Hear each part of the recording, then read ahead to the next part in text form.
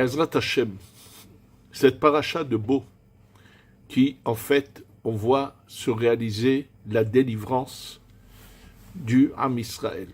Oui, on la voit se réaliser et on va l'analyser pour comprendre les événements actuels. Il faut que vous sachiez que nous sommes en train de vivre nous aussi la délivrance du Ham Israël aujourd'hui. Les choses sont en train de se précipiter et que tout ce qui se passe dans le monde n'est qu'une preuve que nous sommes très proches de cette Géoula. Alors, il se passe plusieurs choses.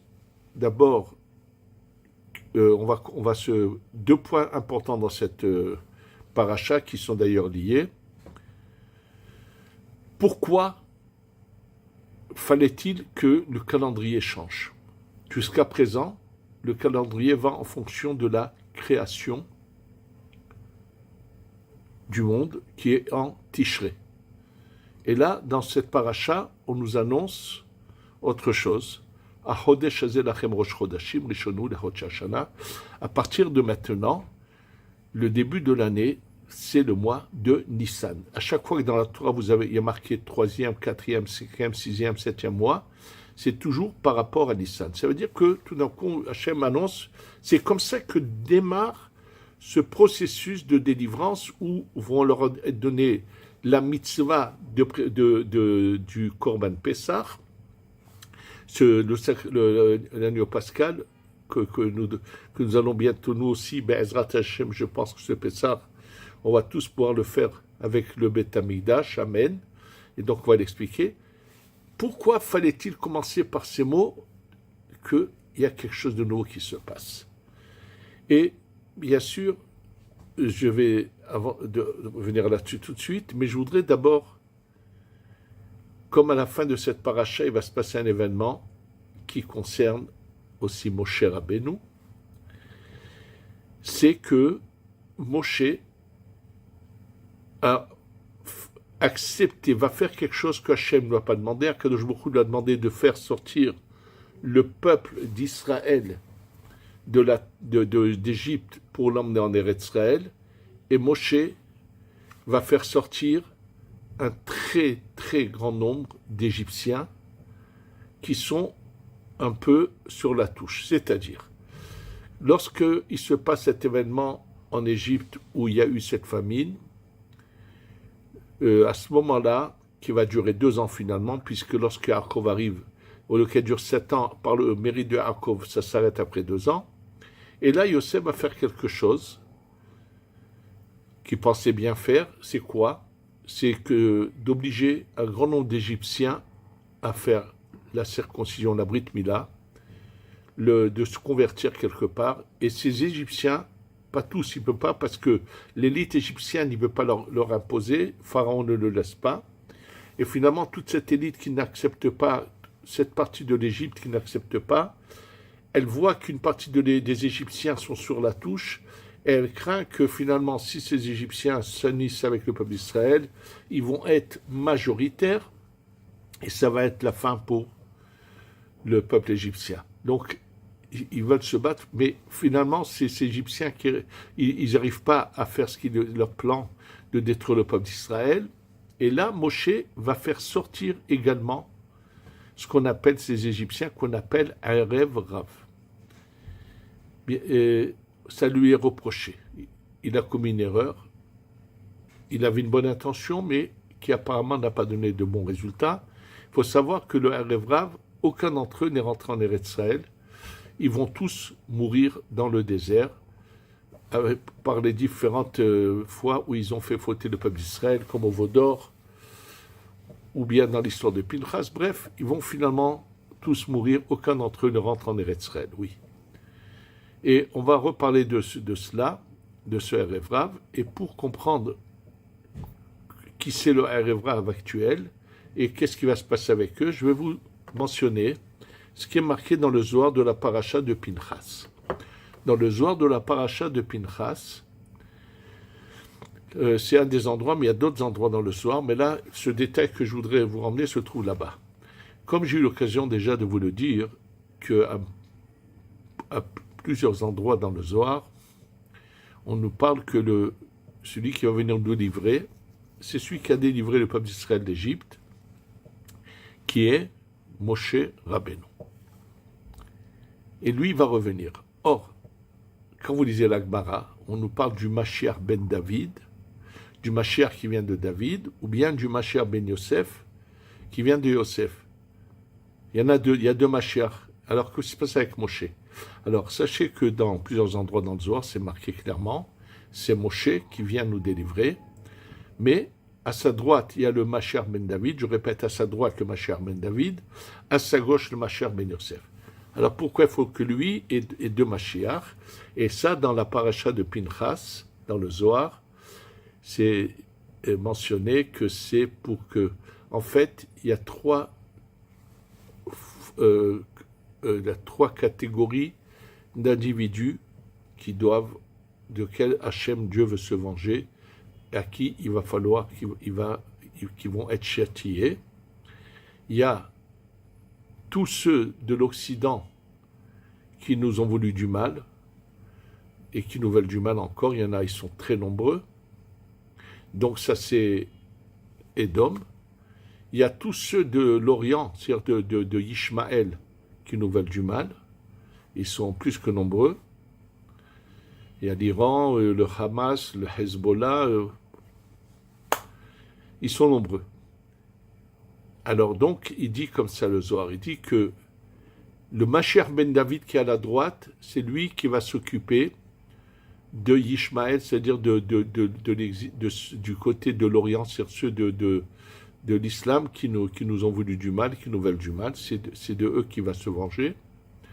Le Mashiach ben Yosef va se venger de Édom, de l'Occident, qui nous a voulu du mal et qui nous veulent du mal. Et Moshe Rabbeinu va se venger, va s'occuper de qui? Du Erev Rav. Oui. Étant donné que c'est lui qui les a emmenés et qu'ils ont provoqué tellement de choses négatives, c'est Moshe qui va... C'est ceux qui auront réussi à se réparer, tant mieux, mais c'est tous ceux qui auront continué dans leur chemin. Moshe, quand il vient nous délivrer, c'est lui qui s'occupe du Erev Rav. Ce sont les paroles du Zohar. Le Erev Rav, sa définition se trouve dans le Tikkuné HaZohar. Dans le Tikkuné HaZohar, c'est marqué Tikkun Kafalef, que là-bas c'est marqué que la Shechina va s'adresser à Kadosh Baruch Hu. Et c'est cette partie du Zohar qui explique le secret de ces signes de musique que nous utilisons pour lire dans le Sefer Torah. Et chaque signe a un nom. Et sur chaque signe, d'après son nom, est expliqué le secret que renferme ce signe de musique, cette note de musique. Et parmi ces notes, il y en a une qui s'appelle Hazla Geresh. Alors, c'est de l'araméen. Hazla, c'est aller, Geresh, et ça vient du mot les Geresh renvoyé, comme quelqu'un qui divorce de sa femme. Et sur ces paroles de Hazla Geresh, c'est marqué Omeret Knesset Srel HaKadosh Baruch Hu. La Shechina dit HaKadosh Baruch Hu. Elle utilise les paroles qu'avait utilisées Sarah lorsqu'elle a demandé à Abraham de renvoyer Hagar avec son fils. Et ces mêmes paroles sont utilisées ici. Garesh et Ama Azot ve'et Bena. Renvoie cette servante et son fils. Et là, qu'est-ce que dit le Tikkun HaZohar dans le Tikkun Kaf Alef? Ilen Erev Rav shegirshuni mistapeach benahalat Hashem. Ce sont le Erev Rav qui ont cherché à m'empêcher de m'installer dans la parcelle divine, c'est-à-dire dans Eretz Israël. Oui, c'est ça la définition. Ça veut dire, des deux côtés, nous avons d'un côté tous ces juifs qui se sont complètement devenus des renégats, qui préfèrent les Arabes aux Juifs, qui préfèrent que la terre d'Eretz Israël leur revienne. Et au passage, c'est quelque chose de triste à rappeler. Il s'est passé un événement le 1er janvier dans une station de ski en Suisse, dans un incendie, et il y avait 3 jeunes filles juives. C'est douloureux, ça fait de la peine. Et en fait, c'était un couple qui est apparemment d'origine française qui était installé en Eretz Israël. Il y a même leur nom qui avait été mentionné dans la presse. Je pense que c'était Nidam. Et qui ont quitté Israël et sont allés s'installer en Suisse. Et leur fille de 14 ans est allée dans ce bal dansant, cette boîte de nuit où il y avait cette soirée du 1er janvier. Et il y avait 2 autres fillettes juives d'Italie. Il me semble qu'elles étaient en famille, qui sont venues aussi. Et les 3 sont partis malheureusement dans cet incendie. Des gens qui ont eu la chance de venir s'installer en Eretz Israël et qui quittent parce que tout simplement ils n'ont plus de lien. Et il y a eu malheureusement depuis quelques années, c'est un phénomène qui va en grandissant. Et lorsqu'ils quittent, souvent c'est des gens qui s'assimilent totalement. Et il y en a beaucoup qui carrément ne veulent pas du tout venir, ou bien qui sont là mais qui combattent la Torah, oui.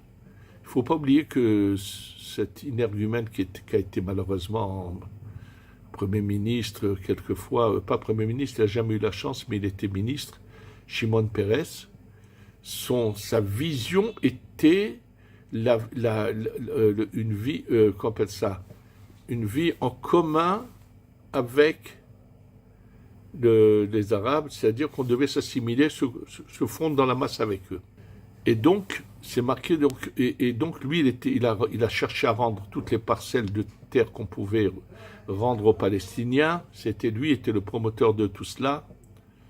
Arik Sharon, qui a rendu Gaza, qui est le responsable de tout ce qui s'est passé, lui, à la rigueur, une chose que beaucoup ne savent pas, à l'origine, son père est un juif de Russie qui s'est marié avec une non-juive russe, qui a eu d'abord Arik Sharon, et c'est qu'après que madame s'est convertie. Donc lui, rien d'étonnant que si au départ il était un grand combattant, il a fait des prouesses, il a bien sûr, et dans la guerre de Kippour, il a des mérites sans pareil, mais après, ce qu'il a fait nous a coûté très cher, bien sûr encouragé par ce bonhomme comme j'ai sûr. Alors, et bien sûr, il y a aussi toute l'autre partie, toute l'autre extrême de gens avec un look religieux qui ont une haine contre nous, qui ont fondé un mouvement qui est vraiment antisémite, qu'ils appellent les Neturei Karta, et une bonne partie de cette mer ou de gens qui vont dans leur même idéologie, où on voudrait que les Juifs quittent Israël carrément. Tout cela, ils veulent bien sûr en aucun cas s'installer dans les territoires. Et ils ne vont pas au Kotel parce que c'est une partie qui a été prise par la guerre des 6 jours, des horreurs. Et tout cela sont définis dans le Tikkun Hazor comme Erev Rav. Oui. Ça veut dire et c'est cela à qui Moshe va les combattre. En général, arrive à cette condition, il y a aussi un problème qu'il faut comprendre, une erreur aussi que font beaucoup de gens, et ils vont recevoir, eux-mêmes s'ils verront le Mashiach, ça va être une claque cinglante qui va leur venir, ils vont avoir le choc de leur vie. Et je vais m'expliquer de quoi je parle. J'ai dit au début de ce cours que pourquoi on va changer l'ordre du calendrier. Alors pour comprendre cela, il faut savoir que le monde, c'est à l'image des individus, que l'homme a 2 naissances dans sa vie. Il a sa naissance physique, le jour où il est né, mais 13 ans plus tard, il va avoir une naissance où il va comprendre le sens de sa vie, va rentrer dans le but de sa vie qui est une naissance spirituelle. Absolument. Cette naissance spirituelle, c'est que pourquoi à partir de ce jour de sa bar mitzvah de ses 13 ans, il doit mettre les téphilines? Parce que le soir de ses 13 ans, lorsqu'il va dormir, quand il va se lever le matin, une lumière de son âme va pénétrer en lui, et elle est tellement intense qu'elle va jaillir à cet emplacement où on met des tefilines, il y a une lumière qui vient, et que lorsqu'on met des tefilines, cette lumière trouve où se poser. En mettant cette tefilines, on fait que cette lumière soit là, et bien sûr, il nous éclaire et nous illumine. Absolument. Ça, c'est la naissance spirituelle. Le monde a eu une naissance physique à la création qui est mentionnée dans la Torah. Mais le monde n'a aucun sens, aucun but. Il va finalement, ici, il n'y a pas un peuple qui reçoit la Torah, s'il n'y a pas une âme au monde, le monde ne peut pas continuer à exister. Absolument. En fait, cette sortie d'Égypte est pour arriver au mont Sinaï, pour recevoir la Torah. Pour recevoir la Torah, ça c'est le but de la création du monde. Ce but-là, il faut le comprendre et l'accomplir. Donc le but c'est la naissance, c'est pour ça que tout change. Le principal, c'est la naissance spirituelle.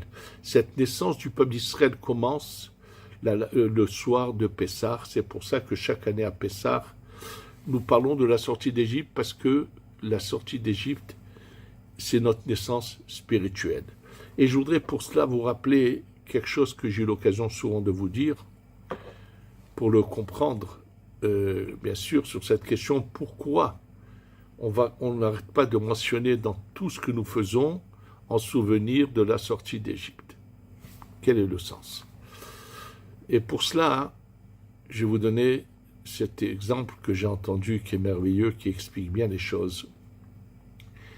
L'exemple d'un monsieur qui travaillait très dur chez un patron et qui gagnait difficilement sa vie, avec des heures difficiles, un travail fatigant. Puis un beau jour, il arrive à se lancer tout seul et gagner de l'argent. Il devient un homme libre. Il n'est plus il n'est pas chez un patron. Il travaille, Baruch, et il gagne sa vie, il est heureux et tout. Mais ça ne dure pas longtemps. Quelques années après, il fait faillite, il doit aller retravailler chez un patron d'une manière dure comme il l'avait au départ. Est-ce qu'il va toute sa vie se souvenir qu'un jour il avait eu de la chance, qu'il a créé sa propre société, qu'il a gagné de l'argent? Non, c'est fini, c'est dans l'oubli. Alors la question pourrait être la même. On est sorti d'Égypte, c'est vrai, mais on est reparti encore en exil. Alors, à quoi sert-il de mentionner la sortie d'Égypte à chaque fois, dans chaque fois que l'on fait quelque chose, dans le schéma, dans le kidouche, combien de fois? Et chaque année, la sortie d'Égypte, nous fêtons le soir de Pessah. Et la réponse est la suivante. Quelqu'un qui n'avait été analphabète, qui n'avait fait aucune étude, et qui, un beau jour, a gagné le gros lot à la loterie. Et lorsqu'il a gagné ce gros lot à la loterie, il a décidé de commencer à s'instruire. Donc, puisqu'il n'a pas besoin de travailler, il a commencé à s'instruire. Et bien sûr, il a d'abord pris des instituteurs pour faire tout le primaire. Ensuite, il a pris des professeurs qui allaient lui faire tout le secondaire. Et il ne s'est pas arrêté là. Il a commencé à faire des études poussées dans plusieurs domaines jusqu'à qu'il devienne vraiment un grand personnage qui a des connaissances dans tellement de domaines, dans tout. Bien sûr, son niveau d'études rend un grand intellect. Dans tous les niveaux, il s'est mis à étudier jusqu'à qu'il arrive vraiment à devenir quelqu'un. Et donc, chaque année, il décide de faire une fête le jour où il a gagné cette loterie. Et il le fait comme ça pendant des années. Et puis, il invite ses enfants et après, il invite ses petits-enfants. Et lorsqu'il arrive à un certain âge, au jour où il fait cette fête, un de ses petits-enfants demande à son grand-père, où est l'argent que tu as gagné? Il lui dit, il n'en reste pas beaucoup maintenant, j'ai presque plus d'argent. Il en reste, mais pas énorme, j'ai de quoi vivre. Il lui dit, alors pourquoi tu fais la fête? Il lui dit, l'argent est parti, mais le savoir est resté. Avant la sortie d'Égypte, il n'y avait pas de peuple d'Israël. C'était en fait les âmes du peuple d'Israël qui avaient été mélangées par le premier homme Adam Arishon, étaient esclave aussi bien au niveau du corps que de l'âme. L'âme n'existait pas. À la sortie d'Égypte, c'est l'âme qui va être délivrée. Le corps et l'âme vont être délivrés. Mais quand ensuite on va repartir en exil, ça sera uniquement le corps. On peut tuer un juif, mais on ne peut pas lui retirer son âme, sa émouna, sa croyance en Dieu. On peut lui faire ce qu'on veut, on ne peut pas lui retirer ça. Celui qui a une croyance et qui a un lien, sa neshama vibre en lui, son âme vibre en lui, est lié avec Hachem, on ne peut pas lui retirer cela. Et c'est ça que chaque année, nous fêtons à Pessah. Et justement, un des problèmes du Erev Rav qu'a fait venir Moshe, c'est qu'eux ne veulent pas de l'âme. Ils auraient été peut-être acceptés de faire, de pratiquer, mais sans cette neshama, sans cette âme-là. Et ça, c'est faux. Et on va le voir tout de suite, qu'au moment où Hachem donne la Torah à Moshe Rabbeinu, qui va lui donner les deux parties de cette Torah qu'on ne peut pas diviser, et comprendre que c'est pour ça qu'aujourd'hui se répand, comme c'est marqué dans le Zohar, que juste avant la venue du Mashiach, va se répandre cette sagesse de la Kabbalah.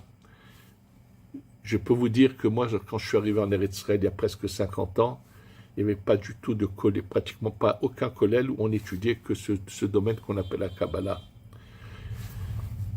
Vous ne vous imaginez pas aujourd'hui combien ça s'est répandu, combien sont innombrables en Eretz Israël de gens qui l'étudient, qui connaissent, qui prennent le sidour du Rachash avec les Kavanot.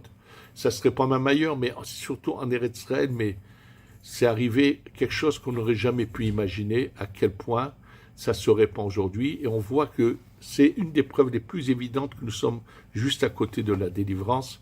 C'est pour ça que je vous dis, préparez-vous à l'agneau pascal pour cette année, Amen. Mais là, on va voir comment Hachem a donné la Torah à Moshe Rabbeinu, et que bien sûr que cette Torah était composée de tout ce qu'on appelle le Pardes, Pshat, Remez, Drash, Sod. Le Pshat, l'explication des textes, les allusions, le Midrash et le secret de la Torah. Et là, on va le voir tout de suite, comment ça a été donné à Moshe Rabbeinu. La Gemara, dans Masechet Menachot, Daf Kaftet, page 29, la Gemara parle de ce moment où, juste après la sortie d'Égypte, quand peu de temps après, Moshe va monter chercher la Torah. Et la Gemara dit que Sha'ala Moshe Lamarom, lorsque Moshe va monter au ciel, Moshe a réussi à transformer sa matière en spirituel. C'est pour ça qu'il peut monter et avoir ses visions. C'est marqué Metzalach Baruch Hu Yoshev. Il trouve Akadosh Baruch Hu assis. Comment peut-on imaginer, peut-on parler de Dieu, de Hachem, en disant qu'il est assis? Hachem n'est ni assis ni debout. Qu'est-ce que ça peut vouloir dire qu'il l'a trouvé assis? Et ça, tous ceux qui ne veulent pas ouvrir les yeux pour voir les secrets de la Torah, peuvent faire ce qu'ils veulent, revoir 100 fois, 1000 fois ce texte, marcher sur la tête, ce qu'ils voudront, ils ne comprendront jamais ce qui est marqué là. C'est marqué donc Metzao Yoshev, et c'est marqué Vekosher Ktarim al Haotiyot. Il le voit attacher des couronnes sur les lettres. Et alors, quelle importance! Et qu'est-ce que dit Moshe Akadosh Baruch Hu? Mi me'akev al yatra. Le mot voudrait dire qui c'est qui t'empêche. Mais qu'est-ce qui empêche quoi? Ça n'a pas de nouveau, ça n'a aucun sens. Il a vu Akadosh Baruch Hu attacher des couronnes aux lettres. Et quel est le problème? Et Moshe pose une question, qui me'akev empêche par ta main. Ça veut dire, qu'est-ce qui te... La question n'a pas... Les mots de cette question n'ont pas de sens. Et Akadosh Baruch Hu lui répond, Dieu lui répond, oui. Il y a quelqu'un pour qui je fais ça, qui va bientôt exister. De qui il s'agit? C'est Rabbi Akiva, qui va faire tellement d'enseignements sur ces couronnes-là. Tile Tilim Shel Halachot. Je voudrais savoir où sont ces livres de Rabbi Akiva. Nous ne les avons pas. Alors, quel était l'intérêt? Ça veut dire pour Rabbi Akiva, qu'est-ce que cela veut dire? Et là, Moshe Rabbeinu dit, montre-le-moi. Demande à Akadosh Baruch Hu de voir ce personnage. Et Akadosh Baruch Hu lui répond, Hazor, retourne en arrière. Où il va retourner? Quoi? Je vais lui montrer. Retourne en arrière. Et qu'est-ce qui se passe? C'est marqué il s'assoit dans un lieu d'étude, à la 8e rangée. Et là, Rabbi Akiva est en train d'enseigner. Et Moshe ne comprend rien. De nouveau, rien, mais c'est impossible à comprendre. Il nous est dit par ailleurs que même ce n'importe quel élève dans les 6000 ans va trouver comme nouveauté dans la Torah, ça a été transmis à Moshe Rabbeinu. Donc comment se fait-il que Moshe ne comprenne rien au cours de Rabbi Akiva? Et là, donc, il se met à ce moment-là à voir, c'est marqué Halshadato, il a comme une sorte de, se dit quoi, mais alors qu'est-ce que je suis là, moi, ici? Qu'est-ce que je suis? Ça veut dire, il est comme un peu brisé. Et tout d'un coup, il y a quelqu'un qui demande dans ce cours à Rabbi Akiva, et ça, tout tu le sais, il lui dit ça, je l'ai appris de Halakha, l'Halakha que Moshe a reçu au Mont Sinaï. Ah, ça y est, il est content, Moshe Rabbeinu. Mais c'est pas normal. Ça, c'est bon pour quelqu'un qui aime les honneurs. Il ne comprenait rien, il ne comprend pas pour l'instant, et dès qu'on mentionne son nom, ça y est. Continuons. Et là, il dit à Kajourou, tu as un personnage comme ça par qui donner la Torah, tu ne donnes pas mon intermédiaire. Qu'est-ce qu'il lui répond à Kajourou? Shtok, tais-toi. Kach ala bemarshava. C'est ça. C'est comme ça que c'est monté dans ma pensée. Et après, il va lui dire, montre-moi sa récompense. Il va le voir de nouveau passer, à mourir d'une manière terrible. Il ne comprend pas. Sachez une chose. Par ailleurs, c'est marqué, ce qui a été dévoilé à Rabbi Akiva et son entourage n'a pas été dévoilé à Moshe Rabbeinu. C'est de nouveau une contradiction. De nouveau une contradiction avec cette Gemara qui dit que tout a été transmis à Moshe Rabbeinu. Il faut savoir que dans la Torah, il y a deux parties. Il y a cette partie qu'on appelle le Talmud, le Shas, la Gemara, qu'on appelle Goufé Halachot, qui sont le corps de la Torah, et il y a la Neshama de la Torah. Et comment, on va le voir tout de suite comment on peut le voir, c'est tout simplement le corps de la Torah, donc dans le Shas, quand deux personnes veulent se parler, discutent sur un sujet, et que l'un va apporter une preuve à l'autre, il lui dit, ta Shema, viens, écoute. Ces mêmes rabbanim, pas tous ceux qui sont dans le Zohar, lorsque un va apporter une preuve à l'autre, il lui dit, ta Chazé, viens voir. Donc on nous parle ou de l'ouïe ou des yeux. Il faut savoir que oui, le nom d'Hachem est sur notre visage. Le Yud est dans nos yeux, c'est le monde de la Hatzilut, ce monde qui est l'âme de la Torah, qui va représenter l'âme de la Torah. Les oreilles, c'est le He, le premier He, qu'on appelle la Bina. Donc ça, c'est la Chochma, ça, c'est la Bina, c'est le corps de la Torah. Le Vav et le He sont, le Vav est dans notre nez, le He dans notre bouche, on a le nom de Dieu. Le monde, il y a 4 mondes, du haut vers le bas. Le monde de la Hatzilut, qui est un monde spirituel, complètement spirituel, même les autres sont spirituels, mais ils s'appelleront comme matériel par rapport au monde de la Hatzilut, c'est l'âme, qui est sans limite. Au-dessous, il y a ce monde qu'on appelle la Bria, et sachez que ce monde qu'on appelle la Bria est appelé le monde du trône. À chaque fois qu'on parle d'asseoir, de Hachem est assis, dans Shabbat vous le dites, ou bien sur le Shabbat il s'est élevé, il s'est assis, via Shabbat qui s'est Kevodo, il s'est assis sur son trône, on fait une allusion au monde de la Bria. Hachem n'est ni debout ni assis, mais à chaque fois qu'on utilise le mot s'asseoir, c'est pour faire une allusion au monde de la Bria. En fait, Moshe Rabbeinu va chercher la Torah qui concerne l'ensemble du peuple d'Israël.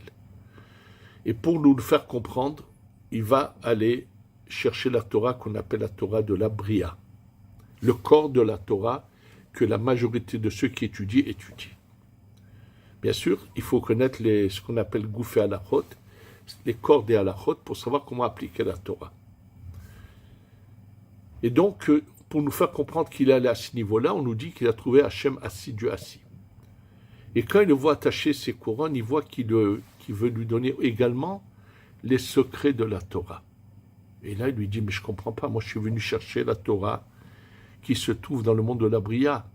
Le mot « mi », c'est pas qui, c'est le Zohar explique que le mot « mi » fait une allusion. Le mot « mi » s'écrit même Yud 50, on fait une allusion aux 50 portes de la Bina, qui est la Bria, qui est l'oreille, qui est l'ouïe. Il lui dit « mi », la Bina, mais Akev, t'empêche cela, parce que moi je ne suis pas venu chercher la Torah de la Kabbalah, de la Tzilut, je suis venu chercher la Torah qui convient à tout le monde.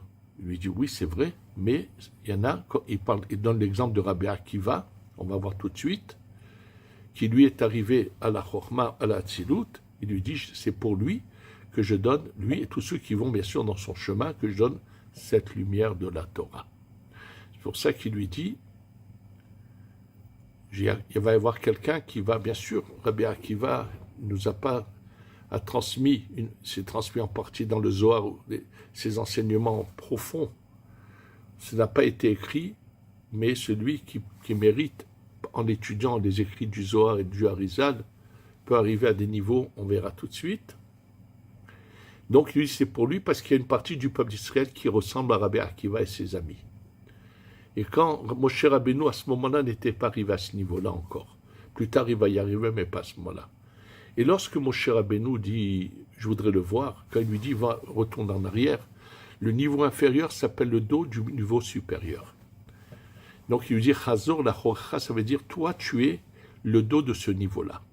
Et il lui montre ce niveau. Et comme à ce moment-là, Moshe n'a pas encore atteint ce niveau, il ne comprend rien. Et bien sûr, ça le déprime que de dire quoi, moi j'ai pas accès à cette partie de la Torah, finalement il va y avoir accès. Et lorsque finalement un élève lui dit, il s'assoit à la 8e rangée, parce que quand vous prenez les sphirotes du bas vers le haut, de la Malchut, Yesod, Hod, Netza, Tiferet, Gvura, Hesed, la Bina c'est la 8e. Donc on veut nous faire comprendre que Moshe correspond à la Bina seulement, c'est pour ça qu'on nous dit qu'il s'assoit à la 8e rangée. Et lorsqu'on finalement, on le mentionne, qu'est-ce qui le remonte à Moshe? Je ne suis pas à ce niveau, mais j'ai quand même un but dans la vie à faire, j'ai quelque chose à faire, emmener cette Torah au peuple d'Israël.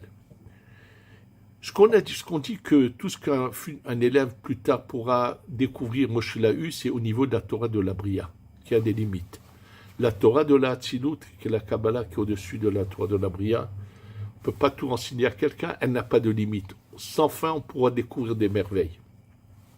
Et nous dit le Harizal que Moshe, il avait le désir, avec tout son labeur, tout ce qu'il a fait, finalement Moshe Rabbeinu va également avoir toute la Torah, même cette partie de Rabbi Akiva, il va arriver à des niveaux que personne n'a jamais atteints. Et donc, quand il va, c'est lui, ce qu'il a voulu rentrer dans le peuple d'Israël, il a voulu leur donner une âme. Mais eux n'en ont pas voulu. C'est à eux que Moshe va s'occuper. Et il va également s'occuper de tous ceux qui auront refusé de vouloir ouvrir les yeux, goûter à cette lumière de l'âme de la Torah. Parce que même celui qui ne peut pas, mais il va avoir le désir, on va tous ensemble désirer avoir la lumière d'Hachem, cette délivrance qui va nous emmener, où la Neshama va se dévoiler totalement, puisque le 3e temple va être spirituel, va descendre, comme nous dit Rashi, c'est dans le Zohar et Tikkun Zohar, c'est grâce à le tremplin pour arriver à cette lumière qu'on appelle la Neshama, l'âme de la Torah, et que Be'ezrat Hachem, incessamment préparez-vous pour que ce Pessah, on fasse ensemble le Korban Pessah, et qu'on ait la Geoula Shlema, Shetavo b'mera b'yamenu, amen ve'amen.